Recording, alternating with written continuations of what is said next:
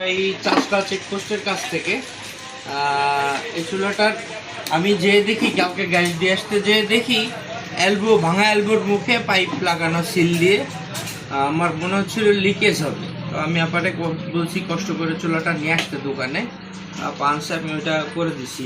আর এই পাইপ ছাড়া এই এসএস প্লেটটা ডাইরেক্ট গ্লাসের সাথে লাগানো ছিল, যেটাতে গ্লাস ফেটে যাওয়ার 100% রিস্ক ছিল। মানে পাতিল হিট হয়ে গেলে বা বার্নার হিট হয়ে গেলে গ্লাসটা ফেটে যাওয়ার ভয় ছিল। তো সেগুলো আমি সব সলভ করে যে রাবারের পাইপ পুরোটা সার্কেল করে লাগাই দিছি, প্লাস এলবো চেঞ্জ করে দিছি, দিয়ে চুলাটা কমপ্লিট করে ওকে করে দিছি। কারণ আপনাদের ভাষ্য শোনো যে তারা খুশি কিনা বলেন, আপনাদের মতামতটা একটু বলেন। আমার সার্ভিস কেমন লাগছে, খুব ভালো লেগেছে আমাদের। দোকানের সার্ভিস কেমন লাগছে বলে ভালো লেগেছে। আপনার সাথে আমরা এসে সুন্দর করে নিয়ে গেছি।